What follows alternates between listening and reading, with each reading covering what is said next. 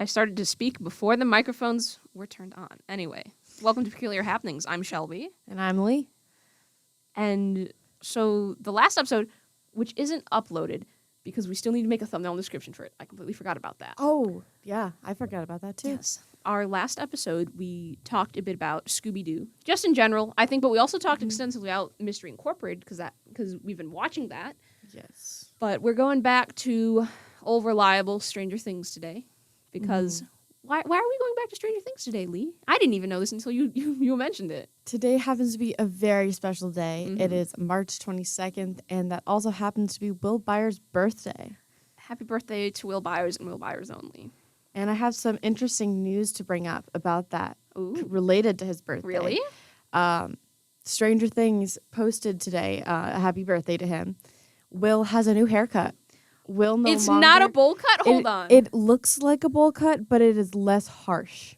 Hold They on. have made it a little bit different. Was it on the And Instagram? It is on the Instagram, the pulling that official up. Instagram. I'm pulling that It should be, up. or it might be on one of the Duffer Brothers Instagram, either or. This is breaking news. And they leaked a photo from the set of season 5, and it is a photo of Noah Schnapp laying down in what looks like a recreation of Castle Byers with a little boy who is dressed up as Will Byers and is laying down, and it's looking like he's thrown back to when he is in the Upside Down. Ooh. Or he's having a memory He's from having a it or something. flashback. You might be able to see the photo if you find it on there. It's the second I'm trying. image. I'm waiting for the account to load. My phone is being very upset today. It's okay.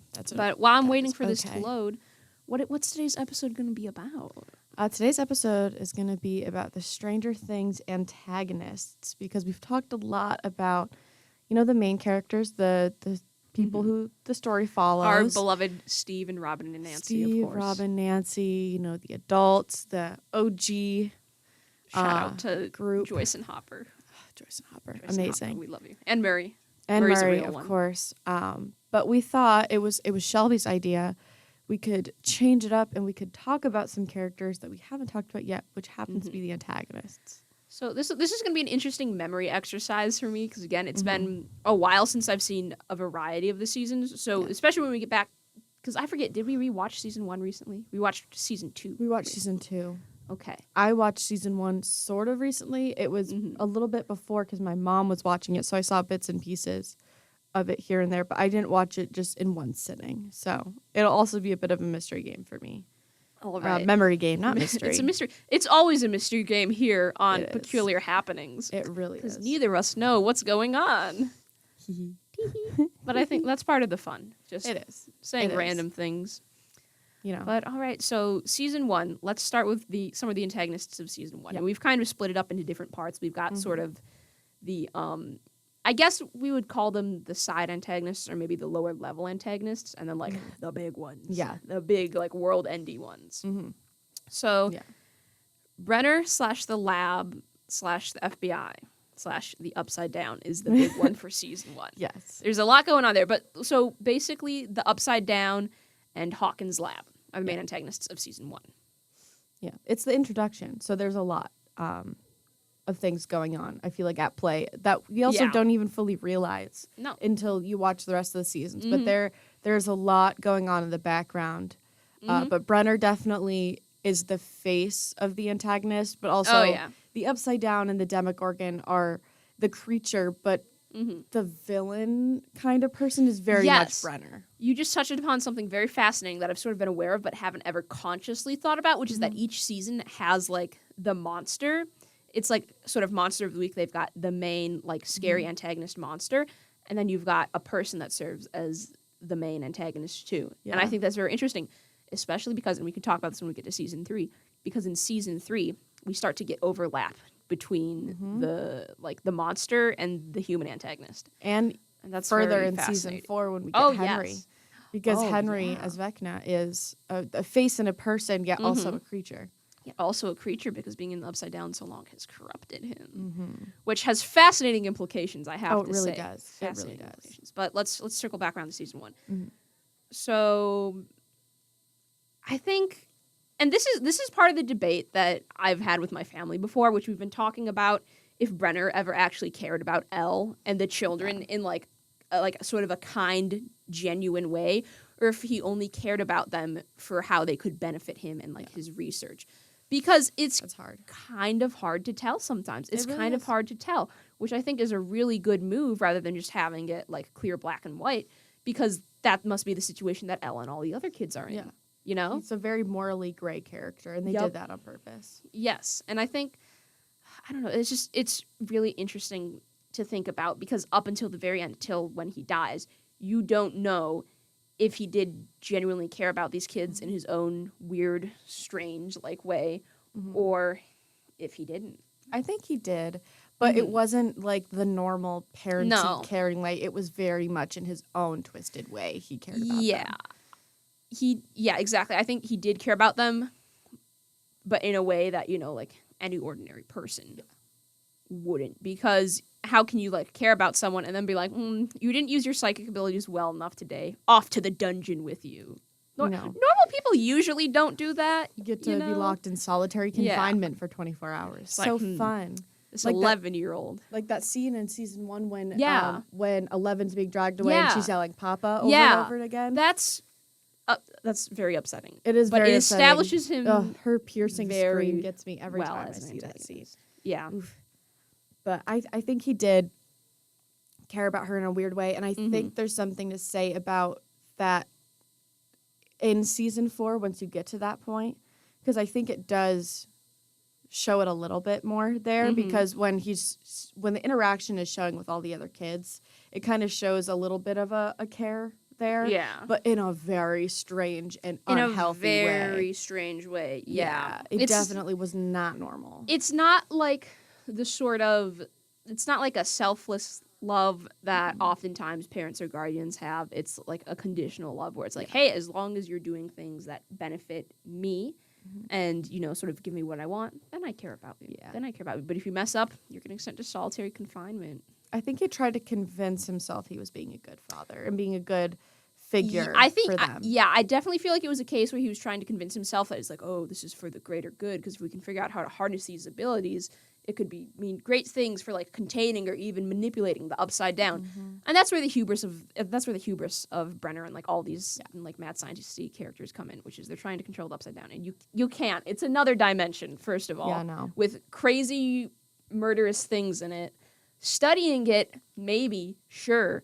Maybe trying to control it or manipulate it, not so much. Which is kind of an interesting aspect to it before, because when we do find out later on with Brenner, sorry, we keep bringing back to season 4, but we learn a lot about him in season 4. It's all cyclical. It's all connected. It really is. I think it's interesting because we find out that 11 was the one in the first place who even opened it up. And so what was his motivation beforehand with all these kids? And, you know, the reason we see 11 in season 1 being treated the way she is and trying to make contact is because she doesn't remember any of this, because she loses her memories, but it's because all the other kids died in that battle because Henry killed all of them.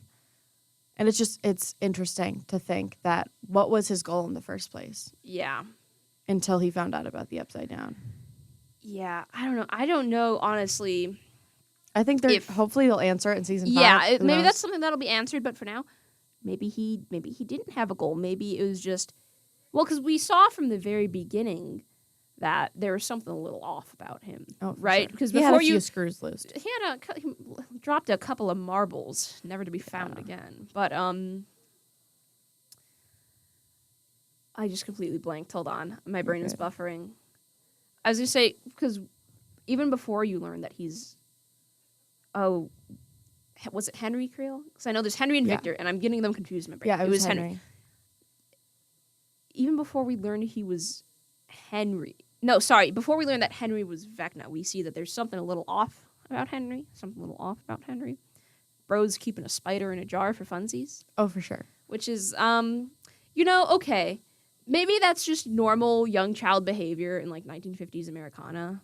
Yeah, I wasn't doing that, but to be fair, I was also doing weirder things as a child, like pushing my brother down the stairs. So I mean, okay, siblings kind of do things to each other that, you don't think you would do to other people. Yeah, siblings, it's just the casual murder attempt every now and then. Just every now and then. Just every now and then. Yeah, you don't actually do it. He actually did it. So that's what makes it different. He actually did it. He messed a thing or two up. He really was. Which I think my dad was the first one in my family as we were watching season 5 to sort of realize the connections. Mm-hmm. And then I thought about it, and I also realized, and I was like, oh, yeah, wouldn't that be wild? And then it was right. It was right. But I think if you can sort of guess a plot twist, then that just means it was well done. Oh, that just means that you had all the established, like, evidence and background information pointing to it, and it's plausible. It's plausible. Yeah. It wasn't just thrown in. Exactly. I think if plot twists can be good if they come in out of left field completely, you were completely unaware. But I think also times it can feel less grounded because it's like, well, how were we supposed to know that? There was nothing pointing towards that. Yeah. Or I almost said season 5. Season 5 isn't out yet. Or maybe I'm just from the future. No. But season 4, I think, does very well balancing that. Yeah. If you're from the future and you didn't tell me the plot twists in season 5, I think I'd be a little disappointed. If I'm from the future, we have bigger problems because I don't remember anything about the future. So we have bigger fish to fry, Lee. We have bigger fish to fry if I'm a time traveler, an amnesiac time traveler. We'll figure that out. We'll figure it out. That's another episode. Yeah, that's another episode. But, okay, I was just going to cycle back to season 1 because this is a fantastic conversation about Henry Creel / Vecna. But I want to go back to season 1 to talk about the little bullies. Yes. I don't even remember their names, but I do know there's a side comic about them. Interesting. That sort of examines them a little more. The one that was sort of the instigator, as you might be able to guess, has kind of a rough home life. His dad is sort of very in the comic. Because when I get obsessed with something, I have to look at basically anything I can get my hands on immediately. Yeah. So one thing I did when I got into Stranger Things again, like a year or so ago, because I think we were both getting into Stranger Things again around the same time, but also because we were both it was like a feedback loop. We kept talking about it. But I read a bunch of the Stranger Things comics online, and they were pretty good. They were pretty fun, okay? They touched on some really interesting character points, but one of the points was that one of these bullies, his dad was, like, the worst. Yeah, like Billy. Like, yeah, kind of like that, except not exactly physically abusive, but just like, if these kids are bothering you, you have to man up and show them who's boss. Very, toxic masculinity, stuff like that. I think it also says something to the main characters, like the OG group, because they were all very much put into a category. Yeah. And I think it was sad to see, but I think it was important to have the bullies in it, if that makes sense. I'm not condoning bullying, obviously. But it happens. Yeah. It happens. That's just what it's like if you're a kid that's a little bit different in any setting. Exactly. Anywhere. Especially 1980s Indiana. Yeah, very small conservative town.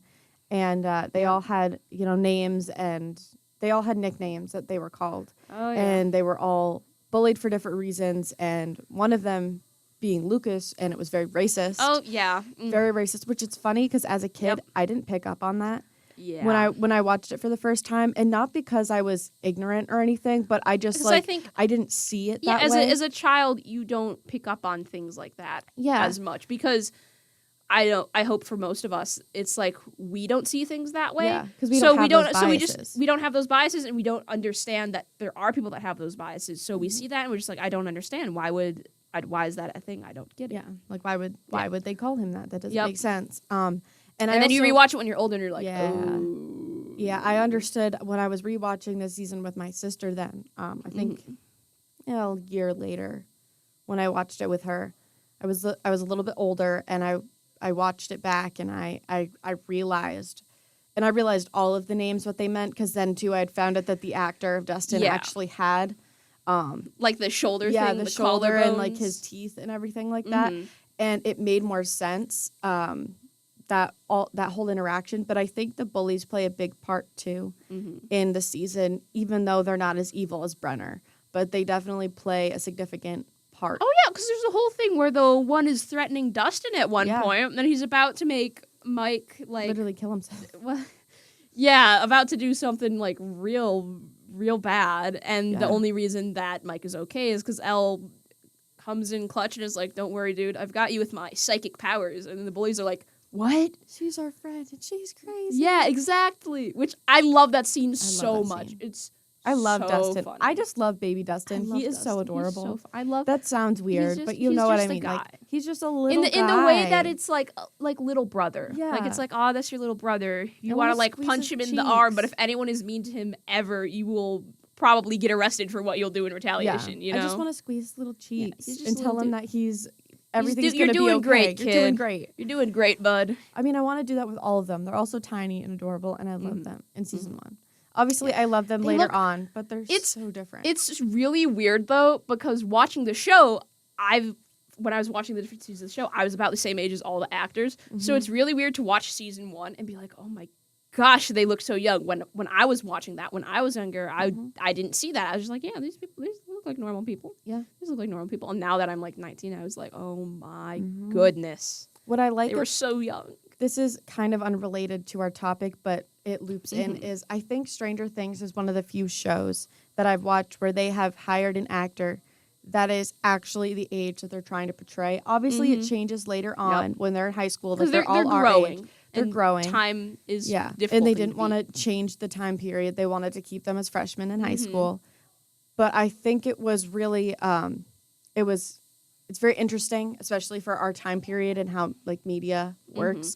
A lot of actors who are 30-year-olds acting as 16-year-olds. Yeah. And like that is a thing in Outer Banks, and that I only watched like the first season or 2 of, I think, and I fell off of it. It wasn't my type of show. Yeah. It the actor of John B is 16, and when he was in the first season, he was 27. Yeah. Isn't it the same thing with like Riverdale and stuff? Yeah. Oh, for sure. Too, which I think I can understand why they would do it, because you can do more with like adult actors than you can with child actors. But at the same time, I think it's definitely refreshing to see sort of like a high school setting where you've got actors that are like actually around the age the characters are supposed to be.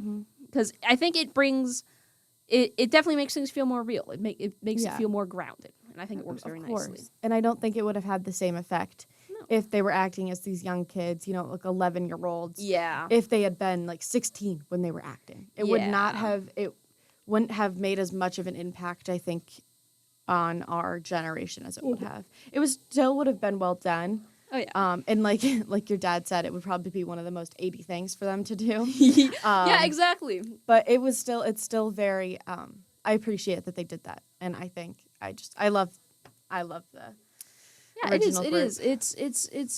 It's really nice, honestly. It's fun. Well done all around. Although that does present some difficulties because you have to try to film things before the kids start getting too old. Yeah. And I think the pandemic probably threw them off, and that's why they are a little older in season 4. But I think do they look like high school freshmen? No, because high school freshmen usually look like still middle schoolers. Yeah. But it's like it's close enough. It's not terrible. As old it's as not grievous. No. Yeah. No, and they also do keep their outfits and their personality types still very young. Yeah. In a sense, they're very good at keeping that younger mentality and showing the way they are. Yeah. Being immature, like, let's be honest, Mike, he's quite immature. Oh, yeah. Especially when it comes to relationship stuff. But you can tell, like, they do a good job to keep you in that, this is how old they are kind of mentality. I think so, yeah. You hit the nail on the head. Even if they look older, the actors are still very good at sort of acting like they are a certain age. And I think, especially Mike's immaturity, definitely a part of that. Yeah. That definitely helps. And maybe his internalized homophobia. Maybe just a little. We can't say anything for certain. Yeah, can't say anything for certain. Not. But it at least maybe looks a little bit like that. Or at least maybe he's starting to realize that maybe several years of like trauma bonding isn't a good basis for a relationship. Yeah. Especially now that they're like long distance. Yeah, maybe he's realizing that he needs to be his own individual. Yeah, exactly. Which, good for him. Good for him. Slight. I think that might be good for him, but also if that's what he's realizing, I think he just needs to out and say it. He needs to out and say it. He does. It'd be better for him. You can't lead anyone on. Nope, you can't do that. Can't be doing that. So, okay. The next thing we have written is parents ? And then Will's dad Lonnie. I can't think of any other parents that are like super inherently antagonistic, except for Will's dad Lonnie. Yeah. We only ever see him in the first season. And the only thing we get to learn from him is that he is a jerk and that Joyce is a queen for divorcing him. Oh, for sure. And he probably doesn't pay child support or doesn't pay enough. That man does not. I he just lives know. In a small one story in the city somewhere. Yeah. And he basically left them and is dating a younger woman. He's a deadbeat of a father. Ew. Which, okay, I don't like assuming or saying stuff like that, but his character, that is what he's supposed to be. That's definitely what he's intended to be. Yeah. I think it's very clear. They don't ever say like, oh yeah, he's a deadbeat, but well, then he also shows back up and is using the whole Will going missing and dying to his advantage. He's trying to get money out of it. Yeah. He didn't care that his son died at all. He just showed up and was, manipulating Joyce and saying that she was crazy. I mean, everyone thought she was, but she wasn't. So. Listen, if there's one thing about Joyce Byers, it's that you will always think she is off the walls bonkers, but she will always be right. She never misses. She will always be right. She'll always be right. That mother's intuition knows. Yep. Exactly. She knows. Exactly. But I think that's pretty much all we can say on him. Mm-hmm. He's just a jerk. Yeah. He's not hugely influential. He's just sort of in the background, but having him there, at least I think, sort of helps click some things into place about the Byers and like the Byers' home life and just their sort of background and why Will and Jonathan might be the way they are because that guy being your father ain't gonna do good things for you. Ain't gonna do good things for you. It also foreshadows Will's struggles. Yep. Later on in the series. Yes. Because his father would always say he was different and call him slurs and stuff like that to his face. Like, oh, you're not really a man, stuff like that. Yeah. That's absolutely the vibe. So that definitely affects him the way he grew up. And then also getting abducted and the upside down definitely that would also not be great. Yeah, no. Poor dude, he just can't win. But the other person we had written down, which was more of a minor person, but Steve in season 1. Oh my gosh. The angle that I'm sitting at, I thought it said like Celine or Stan, and I was like, who's Stan? I draw my V's and R's very similar in my ends, like they all look the same. That's very fair. I also do that. It's very loopy. Steve, because he is kind of an antagonist in season 1, especially to Jonathan, because him and Jonathan have the classic, popular kid versus weird kid fighting for the same girl dynamic going on, especially with Nancy. Love Nancy. And he, the Duffer Brothers have said that he was just supposed to be kind of antagonistic and he was supposed to die and that was it. That was his character. And then Joe Keery came in and played him kind of like that, but then they were like, this character's changed. We can't kill him now. He's too good. And we said this in the Steve special so many times. I'm so glad they didn't. He has such a fantastic character. He really did. It was so unintentional. It was so unintentional, but Joe Keery plays him so well. It was phenomenal. It was. And I think what did it was his performance at the end of the season, and he really did show remorse. He really did. Because he was the whole reason he started to get involved with the Demogorgon and the Upside Down in the first place is because it was after the fight with Jonathan. Because him and Jonathan fought. Yes, because Steve's of the marquee on the movie theater, but Steve didn't do it. Nope. And and I think that's the first scene where we start to see that Steve really isn't super that bad of a guy, because he goes up and he starts to clean it himself. Yeah. He starts to take it down himself. And then he goes to apologize to Nancy. Yeah. And that's how he gets involved. I think that is probably the turning point for his character, I think, because he's past the point of no return by the time the Demogorgon is starting to arrive, and Nancy's pulled a gun on him, and he's like, "Whoa!" And she's like, "You gotta get out of here." Yeah, because there's gonna be a monster. There's gonna be a monster. But he definitely redeems himself, and we are all thankful for it. Yes, Steve Harrington, you have all our love. You have all our love. All of it. All right, now let's go to season 2. Because I think season 2, we definitely have some more minor antagonists in season 1, but season 2 is the first one where I think we have a clear-cut human antagonist and then a clear-cut monster antagonist. Yes. Because we start to see, I would say there's more like 2 monster antagonists that are part of the whole. Because we start to see the first inklings of the Mind Flayer, but it's mostly the Demodogs. Yeah. It's mostly the Demodogs in the tunnels. Because the Mind Flayer is more just for Will. Pulling and it's the more strings in the background, I would dust say. At this point, and it's more just reaching out to Will. So he's the only one that can see it. Which is fantastic as a horror device. Fantastic. Creature that only this one kid can see. Everybody thinks it's all in his mind, which, I mean, rightfully so. He's been traumatized until things start to get a little weirder. Which, by the way, I do love season 2 because I love me a good possession arc. I just love the trope of like, this is your friend. This is someone that's so familiar, but they're different. There's something wrong with them. Valley. And it looks like your friend, but you don't know if it is anymore. And you don't know if you can get your friend back. It has the creep factor. It's so freaky. It really does. The first time I saw the scene where they ended the one episode where like he was in the field near the field fires scene. And he was like that burning and he was doing like the shaking thing with his eyes rolling back in his head. Because I was like 12 or 13 when I first saw that season when that came out. It freaked me out. Oh, yeah. It freaks me out a little to this day. Yeah, it is still kind of freaky. It doesn't freak me out as much as it does because I have a higher tolerance for that stuff now. But the first time I saw it, I think I had to look away because I was just like, oh, that's uncomfortable to look at, And the interesting thing is none of that was CGI. Like, obviously the Mind Flayer was, but everything that he was doing as an actor, that was not. He did that whole thing. Which that's impressive. Which is crazy. For a child actor. Same with the scene when they're burning the pumpkins in the tunnels. When he falls on the ground and he's spazzing a little bit, that scene got me too. That was was crazy. It's very uncanny valley season. It really is. I think the thing that freaked me out the most was like the expression he was making with his mouth. Because it just looked like so unnatural and contorted. Yeah, his eyes, like the way they move. I think the thing that actually gets me the most in that season is not anything that has that physicalness, but it's the monologue that Bob gives.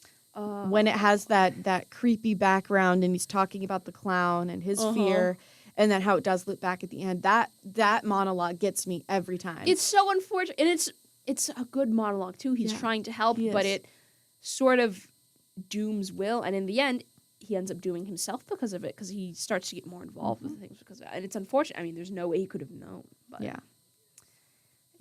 I think I love the horror of the Demodogs. I really, really, really loved the idea of like the tunnels under Hawkins causing all the things to rot. I love when there's like weird magical stuff happening. It brings the town into it, too. Yeah, and it brings the town into it. It incorporates the town into it. Because now it's not just, these few kids where this weird stuff is going on. Now it's, there's farmers at the edges of town being like, hey, my crops are all dying. It's really weird. There's some sort of disease or blight. Yeah. And I think we see that as the seasons go on. We start to see the rest of the town get involved a little more, especially with season 4. Because season 4, unavoidable that the town could get involved. But, season 2, do we have anything more to say about the Demodogs? I have one thing about the Demodogs, so then we can go to our So I was about to start talking about the other guy. Just quickly, I think it's interesting because season 2 does have a very distinct vibe that is different than all the other seasons, I think. Yes. It's very much more classically horror. Yes. And I think it does help that it's happening during Halloween. Yes, I was about to say, it being the Halloween season, I think that works very nicely. Because especially seeing where, like, towards the end where you've got Bob trying to sneak through the lab to try to turn the power back on and get people out, that is intense. That is freaky to watch. Yep. You're, like, on the edge of your seat even if you've seen it several times before. Yeah. You know what's coming, but you're still you're taken aback you're still like, oh. Because I think part of it is I'm quaking in my boots when I see that scene. Because I think part of it is we're watching these scenes and we're imagining ourselves in that situation. Yes. We know what happens, but we're like, oh, gosh, what would I do if that was me? Good media transports you to the media itself. It transports you into it. And that's why we love talking about this stuff, because I think Shelby and I are the kind of people that get so into it that we feel like we're a part of it. Yeah. You feel like you've experienced that. So it is. It really it's a whole journey. It's so good. It's fantastic. But it really is. We can move on to the... Yes, I was going to say, because now we can talk about the human antagonist of season 2, Billy. Which I have to say, as much as I hate him as a character, incredible introduction, pulling up in the muscle car, playing Rocky Like a Hurricane by Scorpions, walks out wearing all denim, boots and everything. All the girls mullet. are like, oh my God, who's that? Honestly, he's not necessarily my type, but he hit different in that scene. Mm-hmm. It's just his such personality a classic, like, undeniably cool introduction. Oh, yeah. It's like, even if you don't like him, you have to admit, okay, if someone's introduced like that, kind of cool. Yeah. Kind of cool. I'm not going to lie, I was a little bit of a Billy stan after season 3, after he died. I was a bit of, Billy, no, come back. I definitely had a little bit of a Billy phase, but... Yeah. I think he's a fascinating character, and it's is. really interesting to see him in both season 2 and season 3. But I also think that, I think sometimes if he didn't redeem himself through sort of sacrificing himself, could he have been redeemed in general? Yeah, I don't Could he think so. have changed it as a person, still being stuck in the same circumstances that are like at the root of his issues? Which, and by that I mean his like abusive dad. Yeah. Which it's tough. It's tough. It's an interesting thought experiment though to imagine a world in which like Billy changes, and maybe becomes like a Steve adjacent character for the group. Like, yeah, what if he had sacrificed himself the way he did, but it didn't kill him? yeah. What if it didn't pierce his heart and he didn't bleed out and die? Because I think listen, there's probably someone out there that's written a great like alternate universe fan fiction for it. Oh, But probably. I have such a fun, clear image in my mind of him sort of changing and improving as a person. Mm-hmm. He apologized to the other kids. Now he becomes like a Steve adjacent figure. Like, you know, like the older brother who like pulls up and like It would be interesting. and like I'm trying to think of a way to say a specific phrase, but I can't say it on air because there's a swear word in it.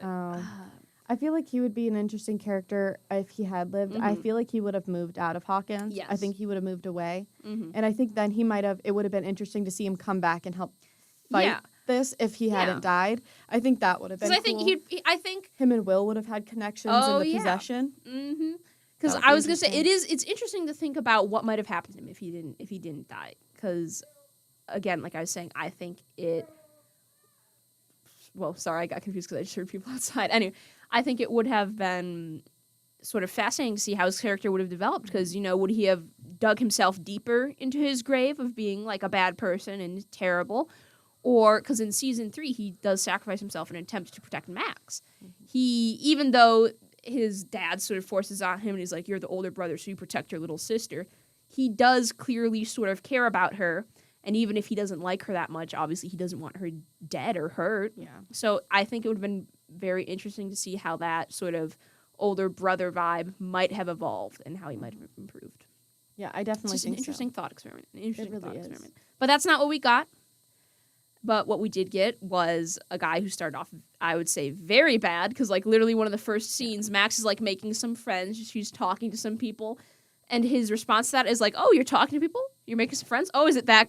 Is it those guys? Is it those guys? What if I hit them with my car? What if And the only reason he doesn't is because Max grabs the wheel. Like, I'm sorry. First of all, I want to talk about the wheel. Issa, take the wheel. what was the thought process there. What was the thought process there? Honestly, I think would he have swerved away last second, or would he have just like ruined his entire life because he hit a bunch of kids with a car? I have no idea.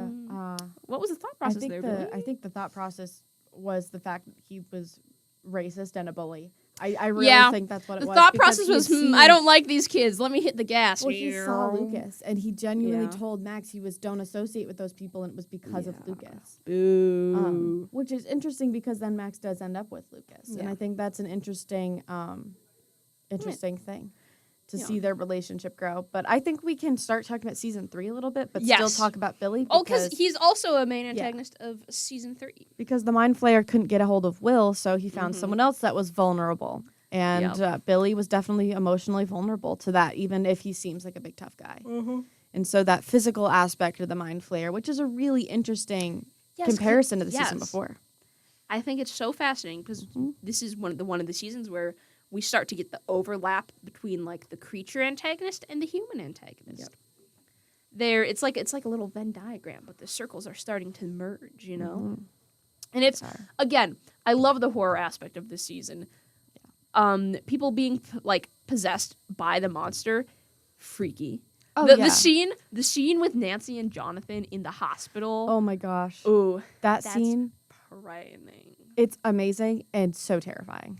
Although, technically, my dad makes a comment every time we see it. Jonathan's back probably should have been broken. Because the one news reporter guy that was possessed, like, hit him over the back several times with, like, a metal chair, with, like, a solid metal chair. Like, he's not getting up from that unscathed. Bro needs some medical... He needs medical attention, okay? Probably. But I think the horror aspect works so well because it was such a bright, happy-go-lucky season. Yes, it was supposed to be, but it adds a layer of creepiness. 80s, like bright neon in malls and the 4th of July, and then there's this, in some cases, quite literally darkness lurking underneath, just below the surface. I love that sort of juxtaposition because that's also the kind of vibe that you get in Pearl, which is one of my favorite horror movies. I talk about it so much. It's because it's got this very bright, like, 1940s Technicolor Wizard of Oz vibe, but it's a slasher movie. Interesting. and it's so fantastic. I will talk to you about it after the show and recommend it to you, and I'll tell you why. Because if I start talking about it now, I will never stop. And we have a show to do about Stranger Things. We have a show to do. But yeah, season 3, it's really interesting too to sort of see the downfall of Billy, to sort of see that gradual downfall of Billy, because to the outside it maybe doesn't look like, maybe you'd think, oh, maybe he's depressed or maybe something has happened. I'm not sure. No one would really jump to it first. Ooh, other dimensional creatures possessing him and using him for his own twisted whims. Yeah. But people do notice the difference, because he goes from this really out there talking and flirting with all the moms at the pool, flaunting his body to a certain extent, and then he's wearing shirts and sunglasses, and he's covering under the shade, and he's covered in layers, which is funny because he's trying to keep cool. Yep. But how is he keeping cool with all those layers in the hot sun? I guess it's like weighing a lesser of evils. Like, would you rather be a little more warmer or get like burned by the sun? Yeah, that's true. He's trying to just cover up because he was wearing lighter colors. Yeah, it's definitely interesting. Fun fact about that would Billy, be me if I was a lifeguard. I get sunburned so easily. That's so real. With like a little umbrella and sunglasses, dressed in like all black. Dressed in all black. Probably not all black though. I do like to wear black, but I'm not so like attached to it that I'll be wearing all black in 90-degree heat. That's valid. Mm-hmm. I do have a fun fact about Billy really quick. Oh, go ahead. I did not mean to interrupt. No, you're okay. Dacre Montgomery, you're not interrupting. Dacre Montgomery, the actor, he, right before he was, I don't know if I've talked about this on the podcast, but right before he was cast as Billy, he was the Red Ranger in the live-action Power Rangers movie. Oh, so I think you've mentioned this before, and I did not know this. It's so cool. Yeah, he had to become absolutely shredded for that role. There is a photo of him. He basically did a massive cut, and then, did bodybuilding. And so he is complete 6-pack, crazy shredded look. And then when he got the role of Stranger Things, that wasn't a normal look for bodybuilders or fit people at the time. It was more of a softer look. So still very fit and lean, but very more realistic, rounded. Perhaps. Yeah, more realistic than today's standards. Because the way people worked out was not the same as it is now, because stuff has developed differently. And so he had to change his regimen so strictly all of a sudden from this really strict regimen to a different one. So he had to actually gain weight to play Billy, because he had to fit this certain body type, especially because not necessarily in season 1. Well, I guess he was shirtless in season 1, but season 2 especially, when he was topless more in the lifeguard outfit. He had I was going to say, I think you mean season 2 and season 3. Yes, sorry. He wasn't in season 1. I was just trying to think. I was like, was he in season 1? No, season 2 and season 3. No. So it's just interesting to think about that, because so many actors are asked to, lose weight or, gain muscle, but he was asked to gain weight for this character because his body was too fit for what they needed. Not that he was unfit with the way he looked, but it's an interesting thing. They're like, you're supposed to be like a high schooler. Yeah, you're not supposed to look like a bodybuilder. No, come on. We'll fix this. Fix this. I'll show you a picture after, but it was crazy to see the difference. And he talked about it in an interview, I believe, is where I found out about it. That's fascinating. I always think of, this is semi-related to what we were talking about, because we were talking about like fitness and stuff.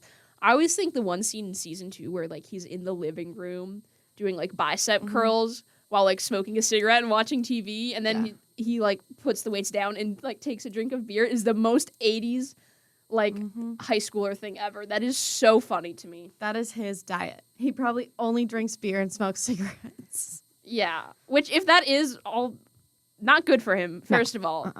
But probably would have died in his 40s if he hadn't died in season 3. Yeah. But it's like if that is all that he's consuming, the body type does not match up to it. No. Because he's still in like really good shape. It's crazy. Yeah. Anyway. Also in season 3, the other human antagonists, everyone's favorite, the Russians. The Russians. Very 80s. It's very much 80s cartoon caricature Russians. I think it's not super realistic, if you ask me. But I think that's part of the appeal. It's super cartoony.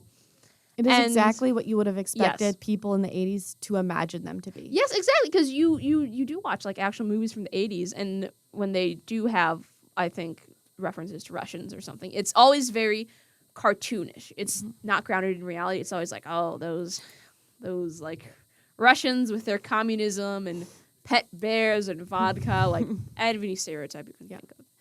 But I feel like with the context of the rest of the lore of the world, it might feel, like I said, a little more cartoony, a little more almost like childish in some way, if that makes sense. Mm-hmm. Just because everything else feels so grounded in reality. And then, secret base of evil Russians under the mall is just kind of like, whoa, that's kind of out there. But it works because that's the vibe for season 3. Yeah.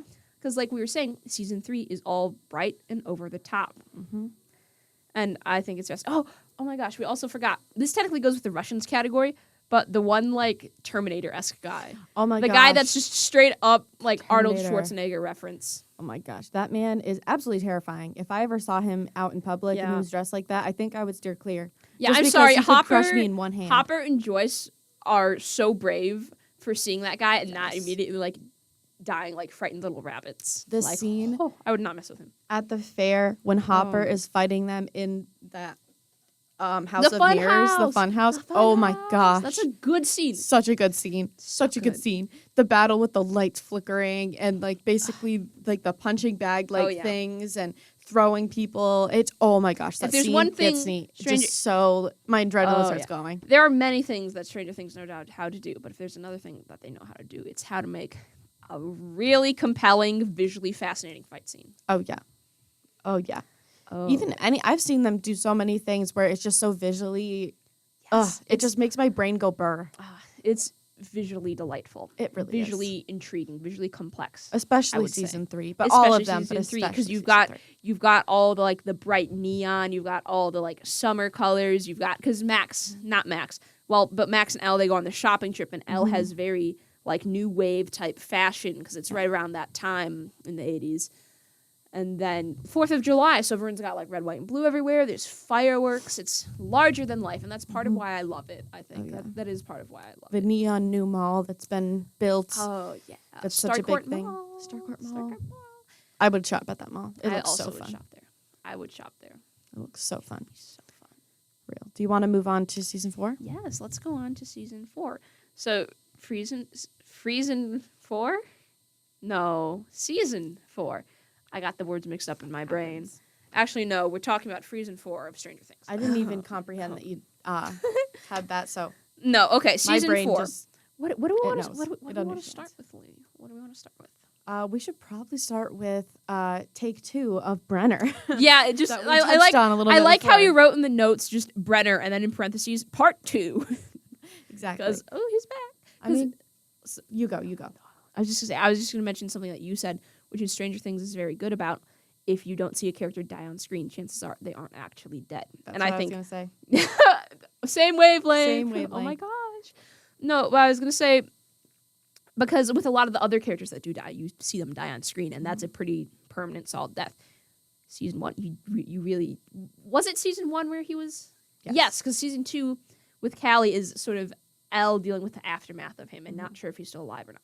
Mm-hmm. So at the end of season 1, you don't see him die. And I think it's a very wonderfully done sort of Chekhov's gun where you don't see him die. So, surprise, he didn't die. And I feel like everyone had a feeling that he wasn't gone. Just because, like you've said before, too, Stranger Things is very good at not having, like, loose ends. They tie everything up really nice and neatly. They really do. And then seeing him return for season 4. It was so tough seeing him work with, seeing the good doctor. Is it Dr. Owens? Yeah, was Dr. that his Owens. name? Yeah. Have to work with him too out of necessity. And seeing him sort of trying to be a voice of reason, being like, we can't keep her here against her will if she doesn't want to be. And Brenner's like, there are bigger things at stake here. And what was it? That's the thing, we never learned what his overall thing was. And that's why I really hope they answer some questions like that in season 5. Yeah. Because they left it so ambiguous. And then he did die on screen then in this season. So there's no coming back from that. No, and even if he wasn't dead yet, but they pan out the way, it does look like he does. But then he's also in the middle of the desert, in the middle of nowhere. If he wasn't, he's going to bleed out. Escape. He's going to starve. There's no way he's coming back from that. I don't know. I lost my train of thought. I had a thought, and then it just went poof. Okay. I don't know. His character is just so complex. It's crazy. Yeah, and I think it would be very interesting in season 5 to see him touched on more because we know a lot of what he's been doing in recent years since the 70s maybe, but we don't know what was the rest of Brenner's life like.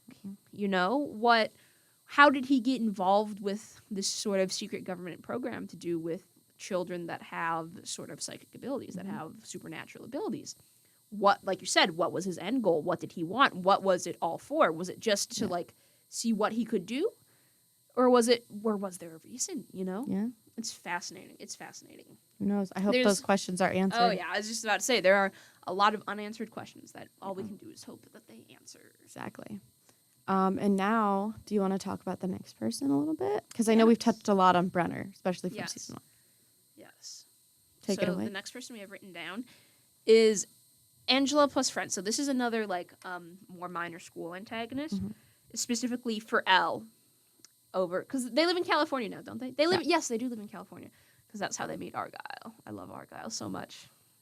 He's the chillest dude. Yeah, I just know that man gives great hugs. I just know that man gives great hugs. I wish the so best much guy his to character just chill. was coming back. He was so good. He's not coming back.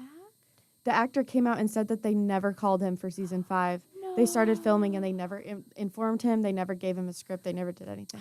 So Argyle most likely will not be involved in season 5. That's really sad. I'm sad to hear that. Or maybe if we want to be hopeful, maybe that's what he's just saying to throw us off. Maybe. Who knows? Maybe it's all scheme. But that's really unfortunate. Yeah.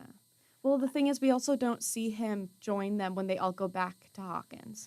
They all went back to Hawkins to meet up, and Argyle probably had to stay with his family back in California. Yeah. Oh, that's rough. That's rough.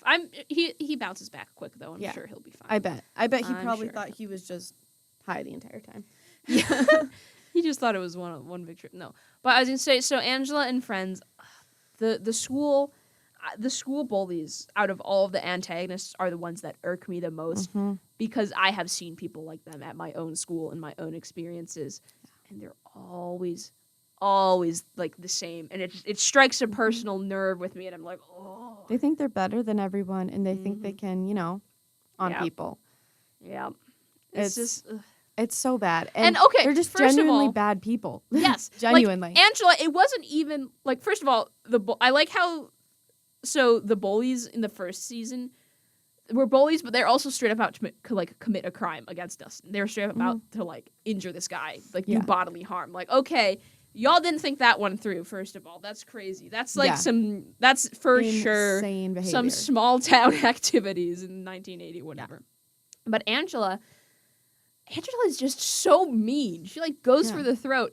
There is no level to which she will not stoop. Within, what is it, a few minutes of the one class, she's already ragging on Elle and being like, so I heard your dad died, you loser. And it's like, whoa. Yeah. You didn't understand the assignment. Okay. This is supposed to be a famous person. My dad is famous. And then she rags on her, and then the teacher doesn't even do anything. You said the teacher doesn't even stand for it, which is... I think she does say something, but it's not to the same... She's just, Angela, come on. That's what she says. Yeah. And it's like, girl. No, and it's tough, too, because like you said, because of... Elle grew up in a lab. She doesn't really have good social skills. She doesn't understand a lot of things. I was going to say, why would... You would think everyone else would assume that maybe she has some sort of disability or learning disability, which in the 80s wouldn't have made much difference. Even now... wouldn't have made much difference depending on where you were going to school. Okay. If anything, it would have made you a big target. Yeah. But it's just awful. I hate Angela. I was so happy when Elle, attacked her with the skate. Oh, yeah. And I know I probably shouldn't have been, because it's violence is never the answer, but sometimes you just gotta hit someone. But was it? Sometimes. I guess we find out, too, that they weren't actually real cops, but would they go to arrest Elle? Yeah. I feel like that's something it's not necessarily arresting worthy. I know, obviously she did wrong. I don't think you'd get arrested. You might get, taken into the station, and they're like, don't do that. Don't do that. Now, maybe if Angela had pressed charges, maybe something else would have come out. But, yeah, especially because Elle is, a minor, too. She's, a child. Yeah, I don't think that's how it works, or at least how it's supposed to work. But, and were they real police officers that took her? Oh, because I think they were, but they get stopped by the people that work with Brenner, and they take her. Yeah. I think that's what happens. Yes. I don't know. Anyways. Yes. So, okay, moving on from Angela. And Angela's friends, too, because Angela's friends are, hopping on the bandwagon. They're going along with the crowd, and that's not cool. Not cool at all. Not cool at all. Oh my gosh, same wavelength again. No, Whoa, we this got is it. crazy. All right, so the next one we've got the Russians again, of course, when Hopper is in the gulag. Yes. I forget who was the one guy that helped him. I forget his name. Wasn't it like Ivan or something? Was it Dmitri? Who was Ivan? I thought I knew an Ivan. Who is Ivan? I don't know. Maybe I'm just thinking of a classical type Russian name. Yeah. Okay. I don't remember the name, but yeah, he's a cool character. The Russians. Cool. It's very interesting, I will say, because it's like it's very different than what we had in completely lost 3. my train of thought. My brain just buffered. You're good. So hard. I don't know. It's really interesting to see that they are using this like demo dog to their exact advantages, and that which implies that they might have a portal somewhere too. They might have a portal somewhere too, which is sort of fascinating. You know, you could probably write like a whole essay about Stranger Things, but using the Upside Down as a metaphor for like nuclear firepower. Could be. I could do that. Listen, I could connect those dots so hard. I think so hard. I think there's an interesting thing to say about the difference between season 3 and then season 4. I think they were very, very much a different font. But I think too it's because we were transported to this Russian prison that wasn't the secret base in the United States. Yeah, it was international. Stranger Things, international edition. It's definitely interesting too to see how they play a role in the show, but it makes me wonder how they're going to continue to be a part of it. Yeah, I want to see, because right now Vecna is the one that we want to touch on too. Yes, that's the main. But he's the main one. We should probably do soon because we have like 5 minutes left. So. But how did they play a role? How are they going to play a role? That's an interesting question to think about. Because there is the implication that the Russians have some knowledge of the Upside Down too, and again maybe even their own gate. And I think that's also something that's going to have to be resolved because we've been getting this very in-depth snapshot of this one place in Hawkins, Indiana, and the rest of the world is huge. So when you think about it, it makes sense that there would be at least one more gate, at least one more. There might even be more. Yeah, we don't know, and it'll be very interesting to see how that goes in season 5. Yeah. Do you want to say some things about Vecna real quick? Yes, let's talk about Vecna real quick. So we already sort of touched on him. I think he's sort of a fascinating villain because again we've got that blurring between the human antagonist and the monster antagonist, where Vecna was one and is now he doesn't really fit into either categories anymore, because it's very fascinating to see that if you're a person, if you're physically in the Upside Down too, it alters your body, it alters your physical form. And from the flashback that we saw, that before Vecna got thrown into the Upside Down, it didn't look like Hawkins. No, it didn't look like Hawkins. It was just sort of this unshaped, like, cliff-filled space, which makes me think maybe Vecna eventually, with his abilities, got enough power to sort of start fundamentally shaping the Upside Down, or at least maybe this one portion of the Upside Down to be a mirror image of Hawkins. True, because when he was in the Upside Down, when he first, I guess, quote-unquote, you could say he discovered it, in a sense, once he was thrown there, that it wasn't necessarily a bad place, it was just barren. Yeah, they just had these creatures. And the Demodogs, lightning storms. I think I remember seeing like a lot of cliffs. They were like wild horses, kind of, if you think about it. Whoa, and then majestic. Wow. But then he controls it and turns it into what we know as the Upside Down now. Yeah. And maybe that's because I think he is so emotionally messed up from his past and from everything that, he might become one of these characters where he just wants to control it all. And I think that's what he kind of wants to do. He wants to get back at people. For sure. In a sense, he definitely has that villain arc where I was hurt one too many times and I'm going to control it all. Yeah, now I'm going to destroy the world. I'm going to watch the world burn. And then he was like to Elle, he was like, but also you're a weirdo. You're a creep like me, so you can help if you want. Yeah. You would have, you know what? Rip to Henry Creel. You would have loved Creep by Radiohead. Rest in peace. He would have loved Regina George's World, like the Burn song. Rip to Henry Creel. You would have loved the Mean Girls musical, specifically World Burn. By Regina George. Live, Laugh, Love. Live, Laugh, Love. He is a crazy guy. It'll be interesting to learn more about him and more about his motivations, because I think part of his motivation was that he thought the people like him that had the abilities, I think, were better than everyone else. Yeah. And it was like, oh, humans are terrible. I want to end the world. Yeah. Because I think that was a part of his whole villain monologue to Elle. he was like, "Oh, we are like the superior being," which is like, where have I heard that before? Yeah, literally. I'm a history major. Where have I heard that before? Looks to 1930s Germany. Quite literally. Yeah. I think it's very interesting, his character. And I can't wait to see more, too, because, where did he get his abilities? Yeah. What made him, I guess you could say, special to get these abilities? Yeah. What made all of them special? How do they have their abilities? Is it just something they're born with, or is there like something that happened? Or was he the first, and then they did kind of, There are theories. There are theories. I know you've mentioned some of them, and I am fascinated to see how it goes. I really want to know like what the explanation is, or if it'll be left unexplained. But it'll be very interesting to see. Yeah. It'll be interesting if they also bring Victor back into it too. He was an interesting character. Yeah, he thought he was driven to madness, and he tried to join his family by, Yeah. But I was gonna say, which I think last time we talked about him, my mom texted me and it was like, he's played by Robert Englund, the guy that played the original Freddy in Nightmare on Elm Street, Freddy Krueger. Which, have you seen Nightmare on Elm Street? I have not. I think you might like it. It is honestly one of my favorite 80s horror movies. I think it's fantastic, mainly because it really subverts this sort of like helpless main female character syndrome that you see in a lot of other movies. Yeah. But it still plays into the final girl trope a little bit, I think. Yeah. But it's fantastic. Is it scary or is it kind of 80s? It's kind of cheesy. Okay. It's not like super, super cheesy, I would say. I still think it makes it pretty compelling. It has a pretty compelling horror aspect, but I don't think it would like give you nightmares. Okay. I don't think it would give you nightmares. Like the It movie. No, gosh. I don't think I could even watch that. I get too paranoid. I don't like clowns. And I also don't like the way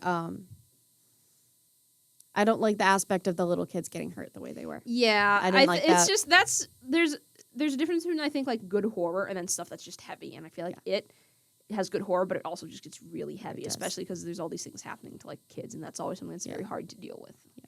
We can continue talking because there's something I don't want to talk about it on air, but I'll tell you about too. But I think we should probably wrap up. So that'll do it for this week's episode of Peculiar Happenings. I still have to send in like the description, and we need a thumbnail for the last week episode for the Scooby-Doo special.